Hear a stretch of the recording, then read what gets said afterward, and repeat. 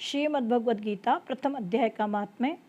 श्रीमद्भगवद गीता के रसिक भक्तों, कृपया आप प्रथम अध्याय का महात्म्य श्रवण से पहले अपने चैनल किशोरी कृष्ण कृपा को सब्सक्राइब करते हुए बेल आइकन की घंटी अवश्य बजाइए।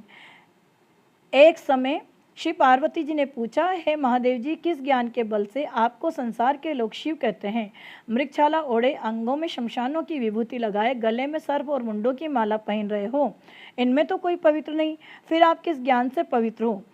वह कृपा करके कहिए। श्री महादेव जी बोले, हे प्रिय, सुनो, गीता ज्ञान को हृदय में धारण करने से मैं पवित्र हूँ और उस ज्ञान से मुझे बाहर के कर्म व्यापते नहीं।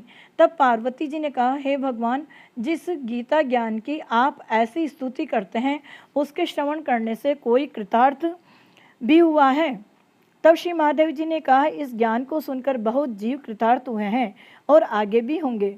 मैं आपको एक पुरातन कथा कहता हूँ, आप श्रवण करो। एक समय पाताल लोक में शेषनाग की शैया पर श्री नारायण जी नयन मूंद कर अपने आनंद में मग्न थे।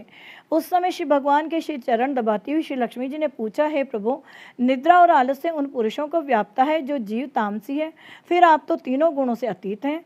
आप जो नेत्र मूंद रहे हो, ये मुझको बड़ा आश्चर्य है। श्री नारायण जी बोले, हे लक्ष्मी जी, मुझको निद्रा आलस्य नहीं व्यापता। एक शब्द रूप जो भगवद गीता है, उसमें जो ज्ञान है, उसके आनंद में मैं मग्न रहता हूँ। जैसे 24 अवतार मेरे आकार रूप हैं, वैसे ही ये गीता शब्द रूप अवतार है। इस गीता में यह अंग हैं।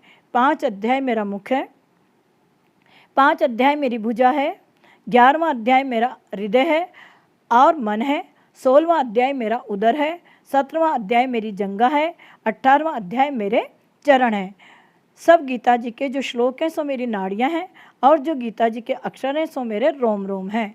ऐसा जो मेरा शब्द रूपी गीता ज्ञान है, जिसके अर्थ मैं हृदय में विचारता हूँ और बहुत आनंद को प्राप्त होता हूँ। श्री नारायण जी ने कहा, ए लक्ष्मी जी, गीता ज्ञान को सुनकर बहुत जीव कृतार्थ हुए हैं, सो आप सुनो। शूद्र वर्ण एक प्राणी था जो चांडालों के कर्म करता था और तेल लवण का व्यापार करता था। उसने बकरी पाली। एक दिन वह बकरी चराने को वन में गया और वृक्षों के पत्ते तोड़ने लगा। वहाँ सर्प ने उसे डस लिया, जिससे तत्काल उसके प्राण निकल गए। मरकर उसने बहुत नरक भोगे। फिर बैल का जन्म पाया। उस बैल को भिक्षुक ने मोल ले लिया। वह भिक्षुक उस पर चढ़ कर सारा दिन मांगता फिरे। जो कुछ भिक्षा मांग कर लावे वह कुटुंब के साथ मिलकर खावे। वह बैल सारी रात द्वार पर बंधा रहे, उसके खाने पीने की भी खबर न लेवे। कुछ थोड़ा सा भूसा उसके आगे डाल देवे। जब दिन चढ़े फिर बैल पर चढ़कर मांगता फिरे। कई दिन गुजरे तो वह बैल भूख का मारा गिर पड़ा, पर उसके प्राण नहीं छूटे। नगर के लोग देखा करें, कोई तीर्थ का फल दें, कोई व्रत का फल दें, कोई उस बैल किसका फल दें, पर उस बैल के प्राण नहीं छूटे। एक दिन गणिका आई। उसने मनुष्यों से पूछा, ये भीड़ कैसी है? तो उन्होंने कहा, इसके प्राण जाते नहीं, अनेक पुण्यों का फल दे रहे हैं, तभी इसकी मुक्ति नहीं होती। तब गणिका ने कहा, मैंने जो किया है उसका फल इस बैल के निमित्त दिया। इतना कहते ही बैल की मुक्ति हो गई। तब बैल ने एक ब्राह्मण के घर में जन्म लिया। पिता ने इसका नाम सुशर्मा रखा। जब बड़ा हुआ तो पिता ने इसको पढ़ाया। तब उसको पिछले जन्म की सुध रही थी। इसने एक दिन मन में विचार किया कि जिस गणिका ने मुझे बैल की ऊँट से छुड़ाया था, उसका दर्शन करूं। विप्र चलता चलता गणिका के घर गया और कहा, तू मुझे पहचानती है? गणिका ने कहा, मैं नहीं पहचानती। तो कौन? मेरी तेरी क्या पहचान? तो विप्र और मैं वैश्या। तब विप्र ने कहा, मैं वही बैल हूँ जिसको तुमने अपना पुण्य दिया था। तब मैं बैल की योनि से छूटा था। अब मैंने विप्र के घर जन्म लिया है, तू अपना वो पुण्य बता।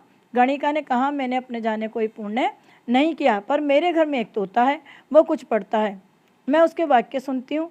उस पुण्य का फल मैंने तेरे निमित्त दिया था। तब विप्र ने तोते से पूछा कि तू सवेरे क्या पढ़ता है? तोते ने कहा कि पिछले जन्म में मैं विप्र का पुत्र था। पिता ने मुझे गीता के प्रथम अध्याय का पाठ सिखाया था। एक दिन मैंने गुरुजी से कहा, मुझको तुमने क्या पढ़ाया है?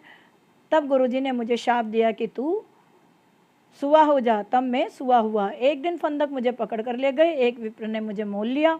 वह विप्र भी अपने पुत्र को श्री गीता जी का पाठ सिखाता था। तब मैंने भी वो पाठ सीख लिया।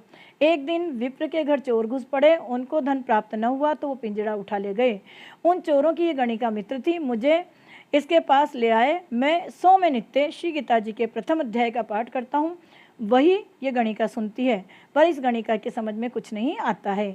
जो मैं पढ़ता हूँ वही पुण्य तेरे निमित्त दिया था।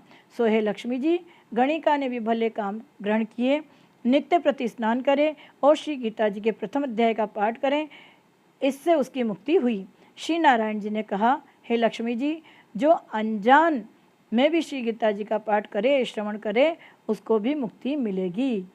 बोलो